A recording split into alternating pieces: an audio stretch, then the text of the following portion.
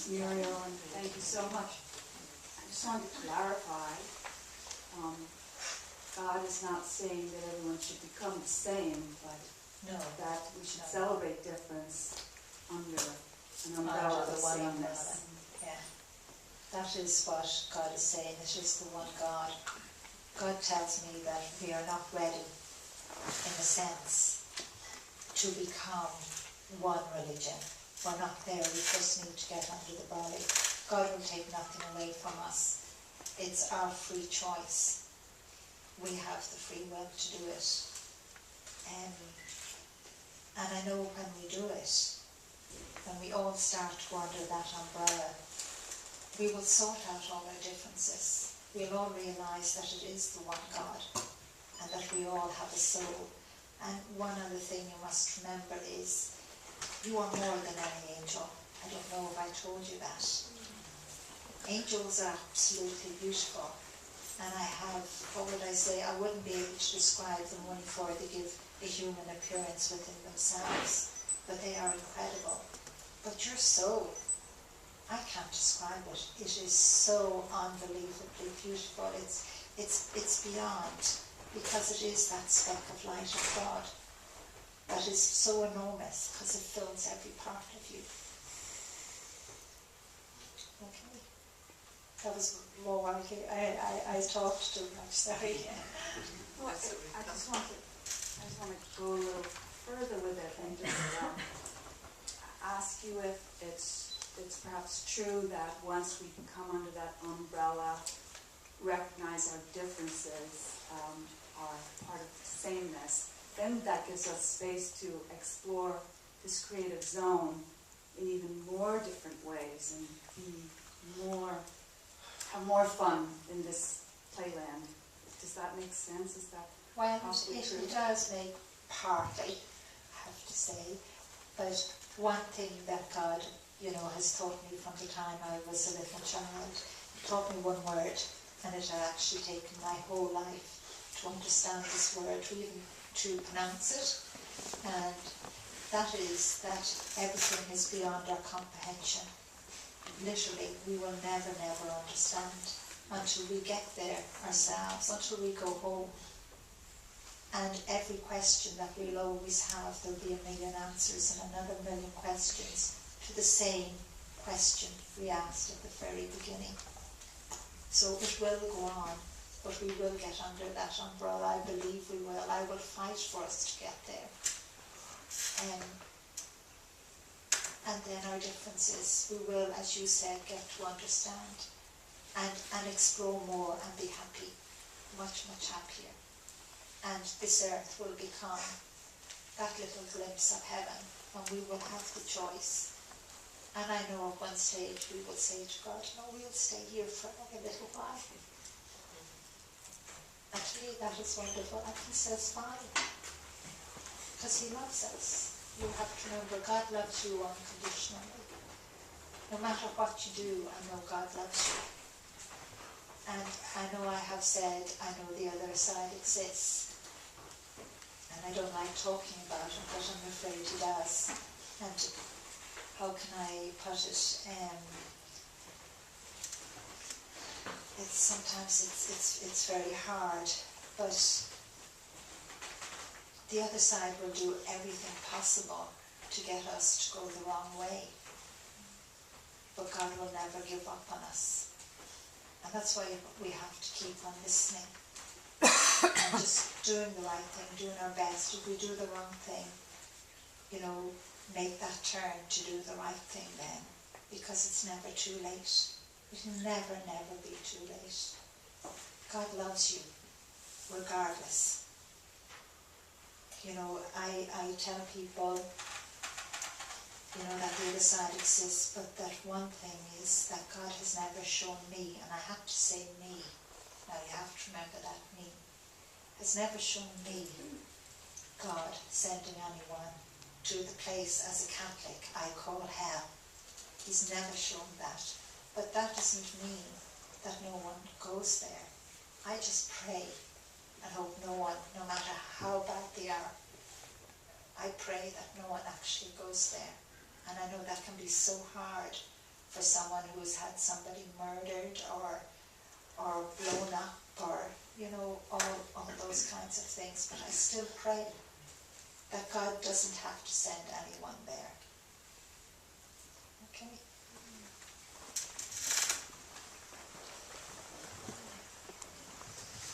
Just a little round rule, if everyone could just ask one question, this way we can open it up to many people. Where do I talk? This way? This way? You got it. Thank you very much for everything you've given us. I am a follower of Satchidananda, Swami Satchidananda, and in his concept, God is atomic. It's all pervasive in every manifestation of heaven and earth. And so I wonder if you could explain to us how you define your God. One of the things I hear you say is He, and that is not a universal concept to begin with. I say He because every time, how can I explain it? I can't describe God to you. When I see God, this is actually very hard.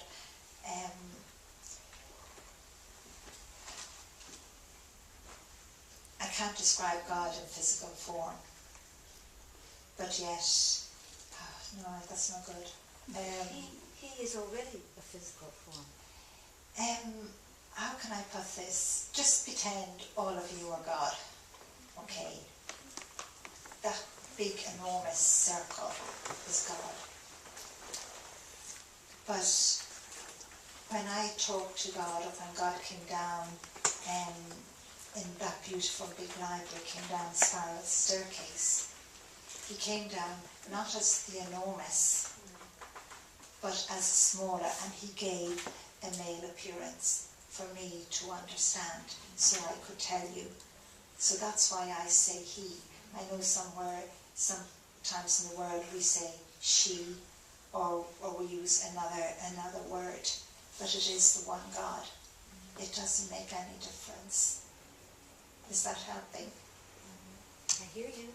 You hear me? Okay. Just the time God came down the spiral staircase in God's library,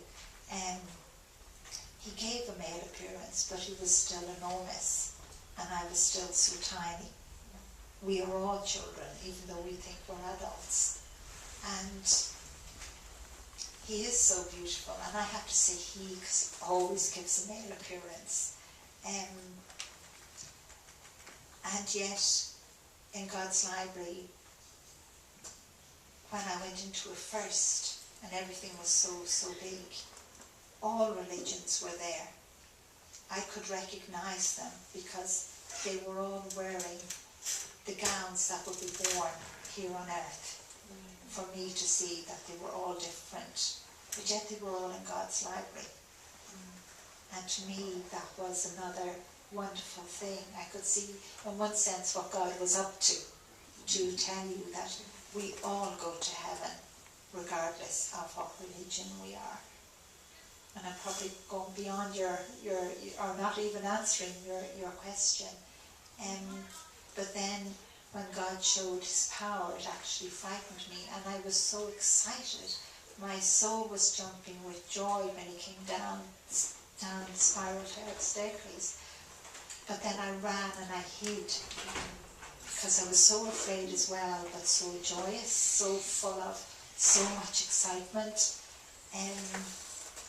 I wanted to run to him, and instead I hid behind the book. But when he threw his hand up and everyone disappeared, all the angels, all the beautiful souls that were there had disappeared, except for 3. That was God showing me his power in one sense. And I was told without words, I always use without words, that God did not, because for a moment, me humanly thought God had killed them, but God doesn't kill, had destroyed them. But I was told, no, they're only gone away for a moment. They'll be back. It was okay. And then God said to me, why are you hiding from me? And I said, because you're so big and powerful and I'm so little. And we are so little. I always use the word he, because God always gives that appearance as he to me. Okay, that's a long answer. Thank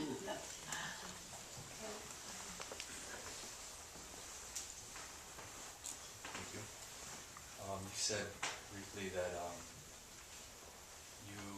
everyone has the ability to connect to their angels, the guardian angel, and their soul.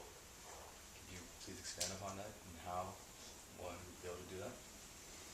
I think for everybody, whether you believe or not, just put it to one side and just say to yourself, well, I'm going to trust in God more. I'm going to believe. I'm going to ask. And just ask your guardian angel to help you. You could ask your guardian angel to help your faith to get stronger. Because when you talk to your guardian angel, God hears it as well at the same time. Which God has given you a gift of a guardian angel. Your guardian angel was chosen in heaven by God for your soul, for you. And when you were conceived, your guardian angel came with you. And when you die, your guardian angel will go back to heaven with you. Because to your guardian angel, that is the most important thing. Not your human body, but to bring your soul back home. And it's the most important thing to you as well. Our human bodies aren't really important at all. Just have more faith and just ask. And sometimes I say to people, because we are only human, we're always looking for proof. And again, it doesn't matter what religion you are, but ask God to, allow your guardian angel to give you a sign. Something for you, something that you will recognize. Like, I know I told this story just the other day about a woman who had spoken to me and said she'd gone through such a hard time in life. The whole family had. And someone had given the family the book Angels in My Hair, and she actually read it. And she said, I didn't believe the things, she was so desperate. She just said, well, if there is a God, if I have a guardian angel, I would love a sign. And on one particular evening when she went home, and she felt so low, and she opened the hall door, she said there was a feather on the floor, and the feather just stood out so clearly on the floor. Now it was a feather. And she said never in her life had she ever found a feather in her home. And it gave her back faith and back hope again. And that's what life is. It is to get back faith and back hope. And that's what God is doing for you. So just connect and just always remember that your guardian angel and God will never ask you to do anything wrong. That's very important. Ask for a sign if that's what you need to strengthen your faith. Okay? And I always have to smile. I know lots of us to say, I can't keep on pestering God or asking God, or I can't keep on pestering my guardian angel. But keep on pestering. Never stop. Okay? But that is important because as well, sometimes miracles unfold in different ways in life. And sometimes the miracle that needs to happen in your life or your life actually depends on this man here to do something. And God and his guardian angel are doing everything to get his attention, to make the right decision for the miracle to unfold in your life. So I just say to everyone to try and listen. Whether it is that you make that phone call or you take that chance on someone and say yes. It's like I got from all over the world I'm hearing from people of all religions, and even those that don't believe, that they would say to me, you know, you saved my life. But I'd say to them, I didn't save your life, God has. They would say, the red angels in my hair, and it has given them back hope and faith again. I would hear from Muslims and Jews, all religions, saying that they hadn't practiced for the last 20 or 30 years or said a prayer, and now they are. And all of that is very important. Or just like the young boy who I got a letter from. I know I've told the story before. He's 17. He is what maybe you would all call the terror of the community. The little brat that, you know, might even rob the elderly lady or beat up someone or rob, you know, do so many bad things, and has been expelled from school, has been up in juvenile court, and the police have said to him, you know, as soon as you're of age, you'll spend the rest of your life in and out of prison. And his parents turn around and say to him, you know, you're a waste of space, we're not bothered anymore. Literally everyone has given up on him. And somebody, now I know he lives in England, somebody in the community, a total stranger, actually listened to God. And I hate mentioning the book again, but I have to. Someone handed this young 17-year-old the book Angels in My Hair. And as well, the young boy listened to God and his guardian angel and actually read it. And there's a big miracle. But the other part of that miracle was that the young boy got together the money and went out on both stairways to heaven. And I asked the angel hostess, how on earth did he get the money together? And he said, don't ask Laura. So I get yes. Yes. But in the letter the boy said, I don't want to be that young man anymore. I don't want to be a waste of space. I never knew I had a guardian angel. I never really knew God existed. I want to be good. I want to change my life. And asked me, and I ask all of you, he said, would you pray to God and ask God to ask my guardian angel for somebody to help me in my community? And I'm sure there's plenty of young men and young women you know in your community. And I'd pray that somebody in his community, whether it be a policeman, or maybe even his mother or father or an uncle, or that stranger who had handed him the book, somehow reach out to help them, because he doesn't want to end up his life in prison or end up being murdered himself. He wants to change, and that's what life is about. It's reaching out and helping others and listening to God and not being afraid. The boy could have taken the book off the stranger and just thrown it away, but he did listen. And that's what you have to remember. You don't just give, or what one person said to me, well, I have given the book as presents to 3 people I know that believe in angels. The thing is, the book is not just for those who believe in angels. God wants the book for everyone in the whole world, because it's to wake you all up. It's only the beginning. So I better say no more. Okay? I don't know if that answered all your questions. One, I know I'm supposed to ask one question. What is an angel? An angel is a creature created by God. That's why I said earlier on that your soul is more than an angel. Because an angel is not a soul. We are God's children. Angels are not.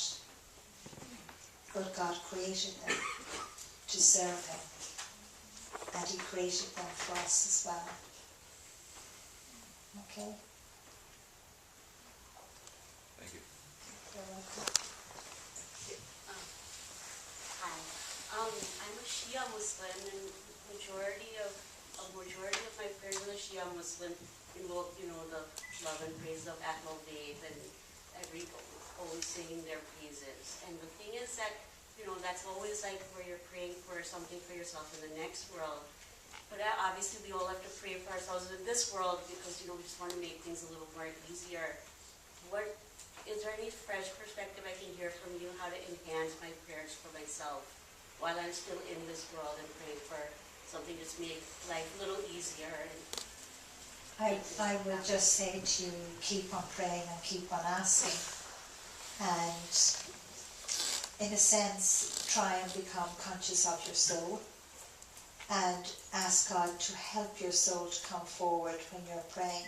Sometimes when you pray, sometimes it's actually only one word is the real prayer, because in that one word you actually prayed with every, what would you say, being of your body, every part of your human body, and you allowed your soul to come forward.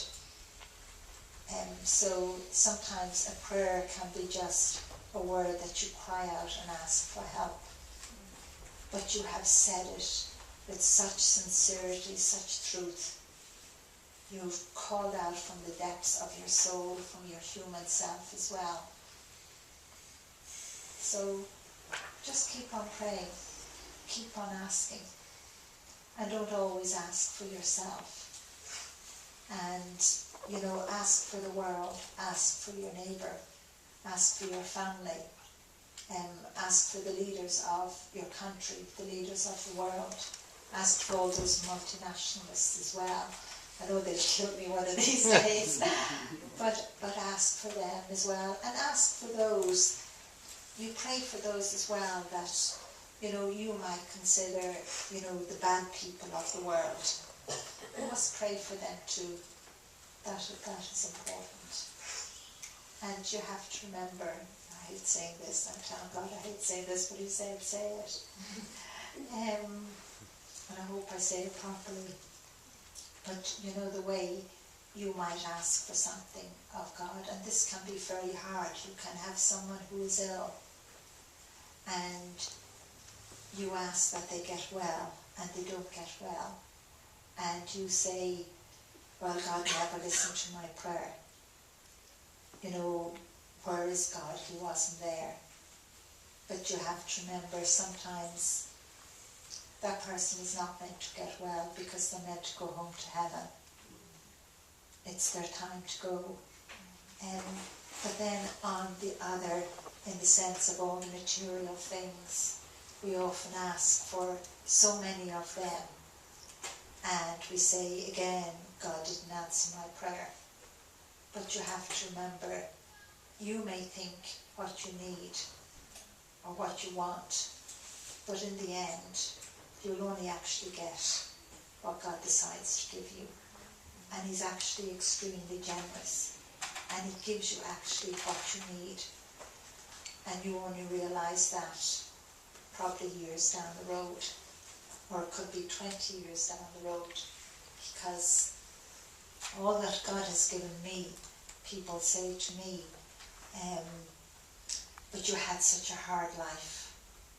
So many things happened. But I wouldn't change my life for anything. Because God gave me actually everything that was so important.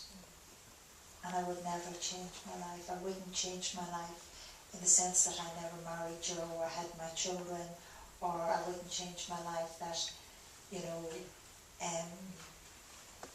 that I hadn't been poor, that maybe I should have been rich, because I wouldn't be who I am today.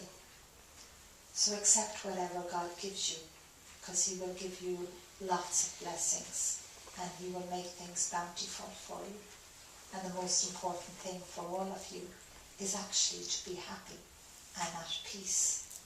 Because when you get closer to God, you get so happy and you become full of peace. And I'm going on again, I better stop. Okay? Hello, my name is Muhammad Ali. Thank you for being here. I actually have two questions. One is a quick one. I was wondering if you could give us any insight on if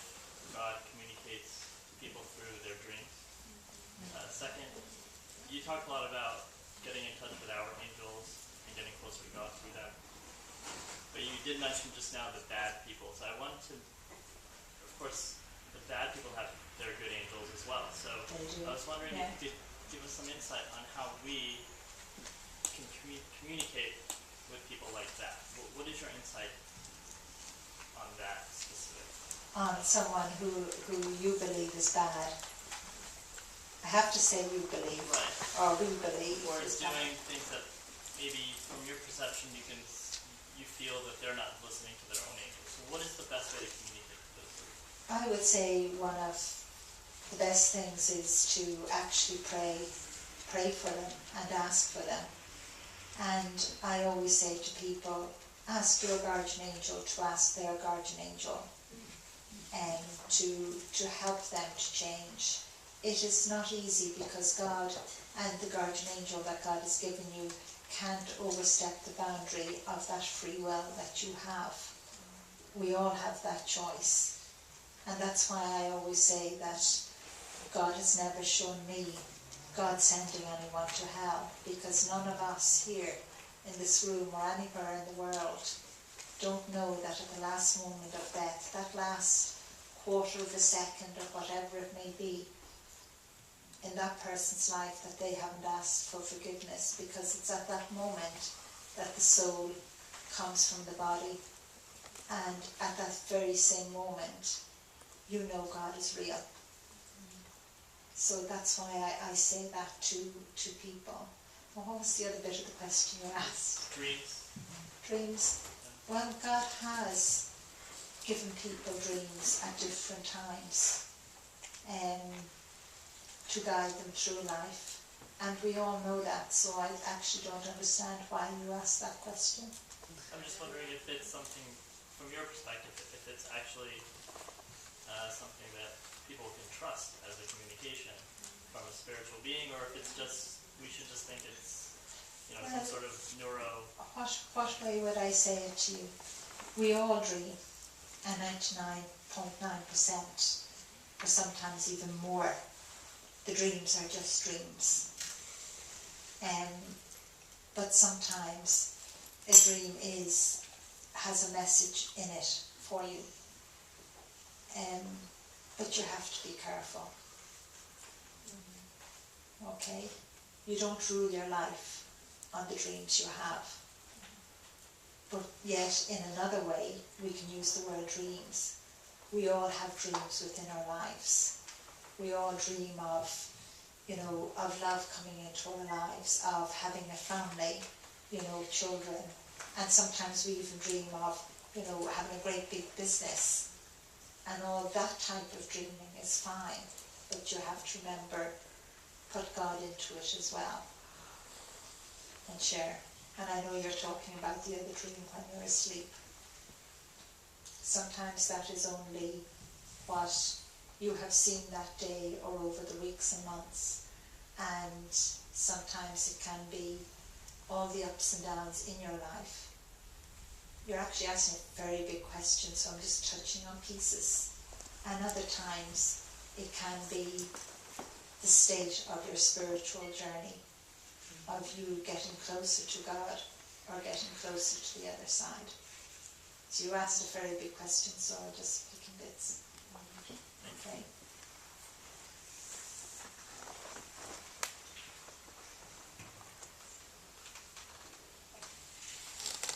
My name is Nadia Malik. I believe that God is nearer to me than my jugular vein, as the Quran teaches us. But you speak of God in a present form that I have yet to experience. You speak of Him in a visual form, and I wanted to understand that a little better and to hear more about your experience. When did this awareness come to you, and how has it evolved? I can't say to you that it's awareness, because it's normal and natural. And how long have you felt this? Since the moment I opened my eyes as an infant. And I speak that way because that's the way it has always been. I've seen God physically, as I see you sitting there. I see your guardian angel physically, as I see you sitting there, plus all the other angels that are in the room here. And because you have asked that question, how can I explain this? You have caused my soul to move. So I feel, what would you say? Tears and joy. Tears of joy. That's all I can say. Okay. Thank you.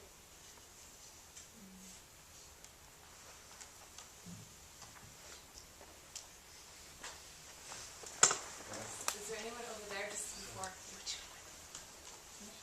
You?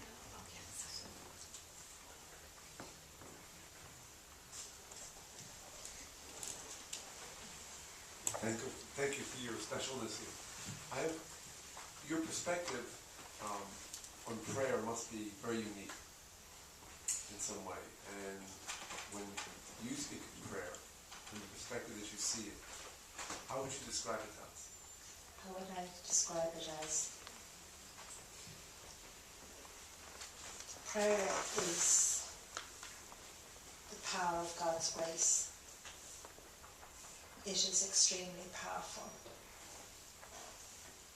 No one has ever asked me that question before.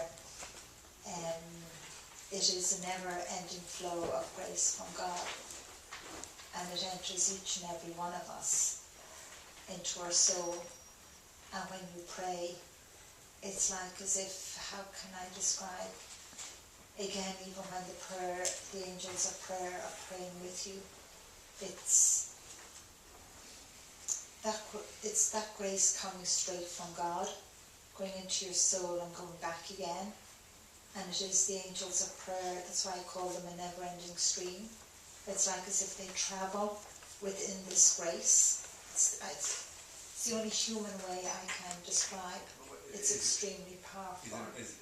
As a process, for all of us, I think, in this room, prayer is a process of some kind. How is it a process for you? It's not a process for me. It's a feeling? It's beyond that. I don't know how to explain it. It's beyond. Does it have words? I can say a prayer of words. But you're asking, I know what you're asking. Knows when I'm in a state of prayer, my prayer doesn't have words. I can't, it doesn't have words. It's a priest in Maynooth caught me by accident, I say by accident, in the state of prayer. And how can I say it?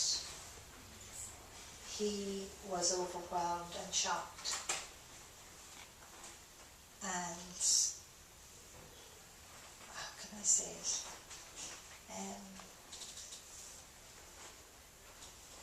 Because my soul is praying now and I'm giving out and it's interfering.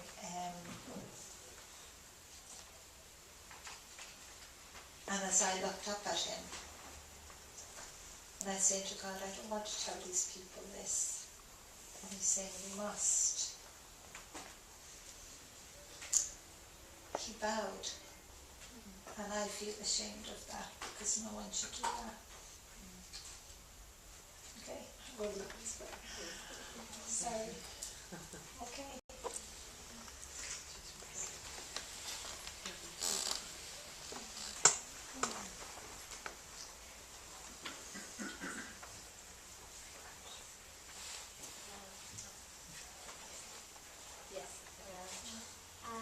I was wondering, I apologize in advance if you kind of touched on this already, but I was wondering if you could give some advice. In Islam, we have the concept of tawakkul, which is having trust and reliance in God. And like knowing that there's a lot of tragedy and oppression in this world, and sometimes circumstances seem unjust or things sound unfair to us. I was wondering if you can give some insider tips on how to still have hope in God and rely on Him and still trust Him despite all the negative energy around us, or the way that things seem unfair to us.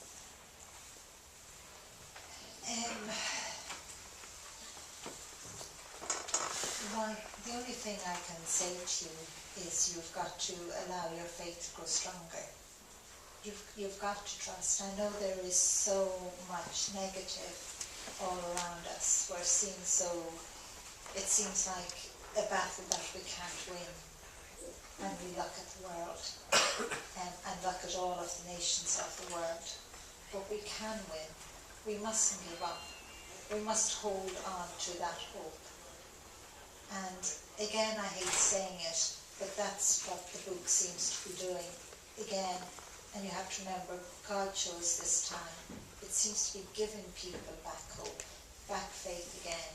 Like again, I would hear from people in parts of the world where I was shocked when I get the letters in, or it comes in on the website, that they have to hide the book, that the book is hidden and passed through the family, because they can't allow it to be known that they are reading it, and it's giving them back faith and back hope.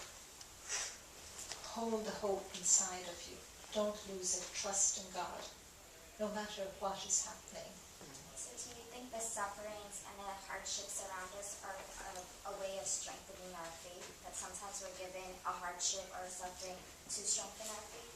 God doesn't give us hardships. God doesn't cause all the tragedy in the world. We're causing it.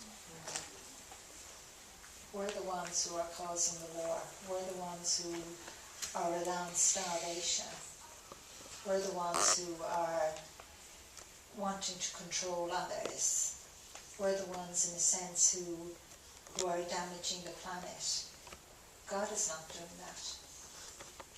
We are. So it is, in a sense, for you and everyone to stand up and be counted and change that. Change this world. Make it that one wonderful world that I see of the future, with so many wonderful futures that come together as one. Don't give up. I'm not going to give up. So you can't. So. Peace to you and peace to all of us. Have you had a chance to communicate with any of the prophets from any of the religions? If so, what can you tell us about them? How can I say this? I'm not being allowed to answer your question, but yes, to another part of it that you've asked. Okay. You have to remember, God has made me keep this a secret all my life, and God chose the time. But there's still many secrets, and I call them secrets. And I say secrets because they're things that God is not allowing me to tell the world. But I know as time goes on, He will allow a few more. Okay? So inshallah, as we say. God willing. Yes. Thank you so much, Mona. I'm John, and you speak a language that's a universal language, and yet you were raised Catholic and born in Ireland. But what you speak is beyond concepts, just using the words that you're given in your culture and your experience. What's it like to be a spokesperson for that language? And how can we also connect and be in touch with that language? And can we please pray together tonight?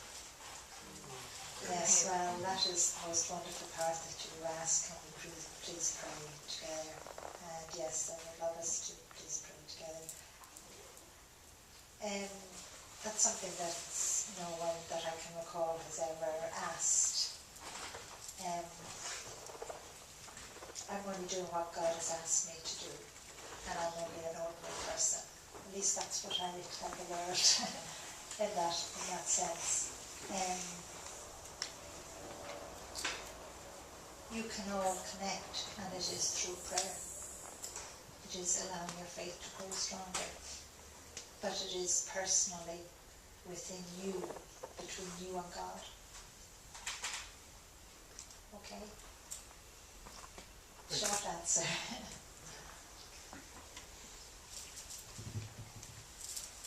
No, no, it's so good to see you again. How old, can I ask this question, how old is the holiest person at this time?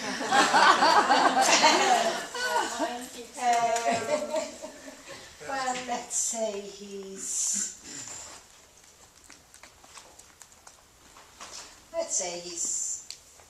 probably early 30s maybe. I never asked him, so I'm not quite sure. And the second question, the angels, do we feel their presence? Do they bag us or do they touch us sometimes? Angels do touch you, yes. Yeah. But one of the most incredible things as well is that you feel the presence of the soul of a loved one around you more than you would any angel. Okay? I'm sorry, would you repeat what you just said? Yeah. You feel the presence of the soul of a loved one around you more than you would any angel. Okay?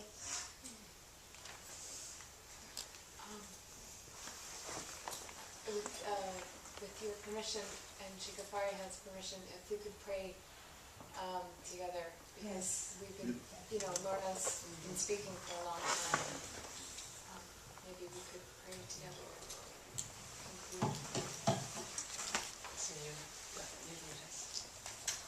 Well, I'm going to say the prayer that the Archangel Michael gave me from God.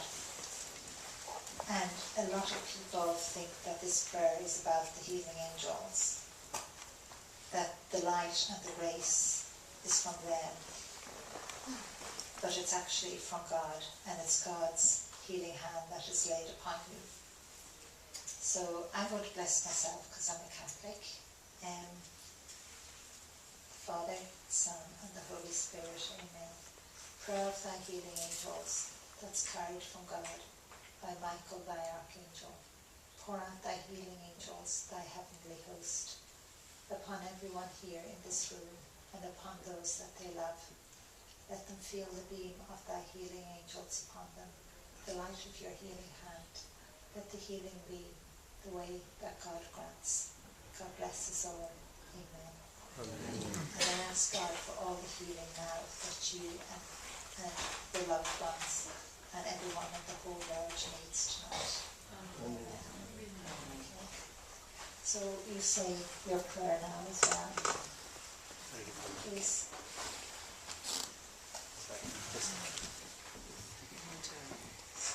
To thank God. And we use the name Allah sometimes. It's a beautiful name. Allah. God has so many infinite names, but thank you. And thank you for sending us Lorna on this beautiful night and blessing us and make her strong and even stronger and more, reaching more people without tiring herself. And, strong in body, heart, mind, and soul. And may her prayers be answered, and may humanity truly come to know, may we come to know ourselves and know God in ourselves, and that we are not separate from God, and that ultimate knowing that makes us so happy, peaceful, and bless wherever she goes, wherever she places her feet and turns her gaze, her inner gaze, may healing and unity reveal in those places. And may that one that she has asked us to pray for, that youthful being who is coming into himself and into his mission on earth, that great mission, may he be completely protected from all harm, and may he receive all the prayers of people who pray for the good, and may make him stronger and stronger, the more people who are praying for good and guidance, may that make him stronger and stronger to be this focal point of human goodness and human heart. And bless everyone here tonight. And thank you for the angels. Thank you, Lorna, for making us more aware of the angels, and may we be so grateful to them and to God. And bless Effendi and Noor, personal saints, who have come to, and Hazreti Pir to open this way for us here. Thank you. Thank you, everybody. Thank you. I don't know what to say to you, but just thank you and all of my love. And I won't give up fighting for you all. Amen. Alhamdulillah. Shall we say a Fatiha for Lorna? Yes. Yeah, for those. Everyone can offer their prayer, but this from the Book of Islam, Fatiha. Fatiha. Allahumma salli ala Sayyidina Muhammad sallallahu alaihi wasallam. Bismillahirrahmanirrahim. Alhamdulillahi Rabbil Alameen. Ar-Rahmanir-Rahim. Maliki Yawmiddin. Iyyaka na'budu wa iyyaka nasta'in. Ihdina as-siratal mustaqim. Siratal ladzina an'amta 'alayhim. Ghayril maghdubi 'alayhim waladdallin. Amen. And I would like to also thank Baba Kazi for coming and gracing our gathering. Alhamdulillah. Thank you all. Thank you. Thank you. Please. Jim. This is, alhamdulillah, may it be a space of peace and love. Amen. Amen. Can I run and hide now? Yes. But may God, let you reveal more and more. But get your rest. Thank you. Thank you.